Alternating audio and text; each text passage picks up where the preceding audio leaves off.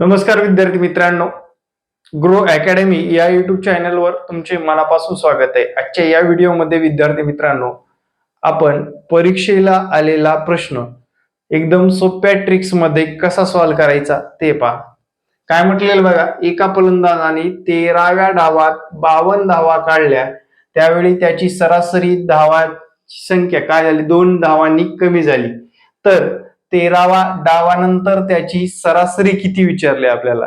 13व्या डावानंतर त्याची सरासरी किती? 50, 52, 76, 78.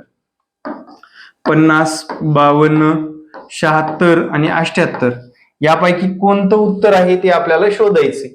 मित्रांनो, मांडणी करत असताना 13 डावा म्हणजे 12 डावा प्लस 13व्या डावातील संख्या ऍड करायची. सरासरी x आहे असं पकडा, सरासरी x आहे असं पकडा. 12 गुणाकारात x म्हणजे 12x अधिक 13व्या डावात 52 धावा काढल्या, तेव्हा 13 डावांची सरासरी आणि x मधून ती कमी झालेली आहे दोन्ही. कितीने कमी झालेली आहे? दोन्ही. चला शोधून काढू आपण आता. इकडे 13x होतो, 13x वजा 13 दुनी 26, बरोबर.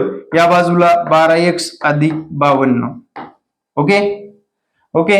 आता 12x मधून 13x गेले, बरोबर.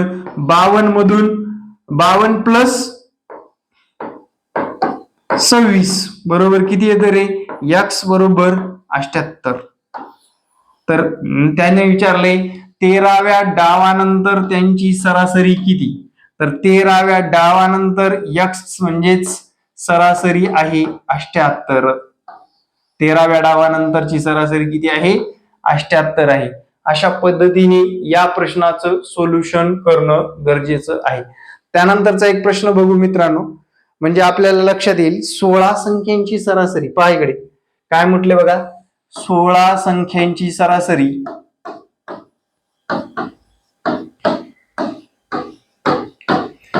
तुम्हाला जर माहित नसतील तर अशा ट्रिक्स लक्षात घेत चला बरं का. 16 संख्यांची सरासरी किती आहे? 19 आहे. तर प्रत्येक संख्येस 19 आहे, तर प्रत्येक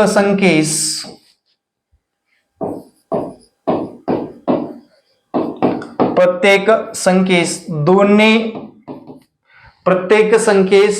दोनने भागून तयार झालेली नवीन संख्यांची सरासरी किती?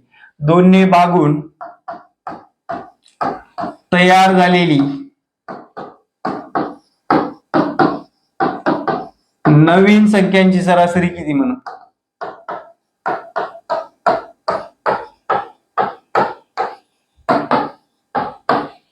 इथं या प्रश्नाला हुशार असणं गरजेचं नाही, माहित असणं गरजेचं आहे मित्रांनो. काय या प्रश्नाला हुशार असलेलं गरजेचं नाही. काय म्हटलंय बघा, 16 संख्यांची सरासरी 19 आहे, तर प्रत्येक संख्येस 2 ने भागून तयार झालेली नवीन संख्यांची सरासरी शोधायची आपल्याला. तयार झालेली नवीन संख्यांची सरासरी शोधायची आहे. एकदम इझी टाइप सांगतो, डायरेक्ट सरासरीला 2 ने भागा मित्रांनो, विषय मिटला. उत्तर तेच येतं. बेक बे 92, 18 दशांश देऊन टाका. उरलं किती रे? 1 उरलं, बरोबर. बे 15 योग्य उत्तर आहे मित्रांनो. 9.5 हे योग्य उत्तर येतं.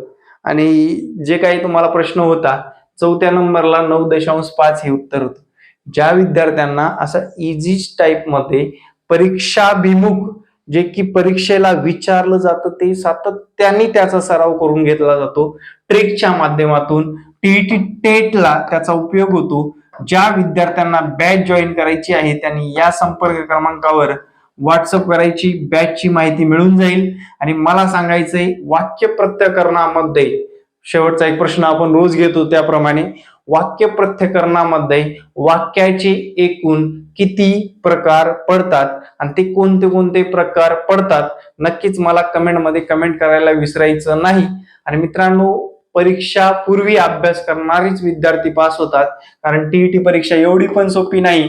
तुम्ही फॉर्म आल्यानंतर अभ्यासाला सुरुवात करून डायरेक्ट पास झालात असं होत नाही. परीक्षेमध्ये 3.5% रिझल्ट लागतो म्हटल्यानंतर परीक्षेमध्ये कुठंतरी काहीतरी गडबड आहे, लक्षात घ्या. आणि येणाऱ्या काळामध्ये आपल्याला या परीक्षेची तयारी करण्यासाठी आपल्या ग्रो अकॅडमी या लाडक्या चॅनलला सबस्क्राईब करायला विसरू नका. जय हिंद मित्रांनो, भेटू नेक्स्ट व्हिडिओमध्ये. जय हिंद, जय महाराष्ट्र, धन्यवाद.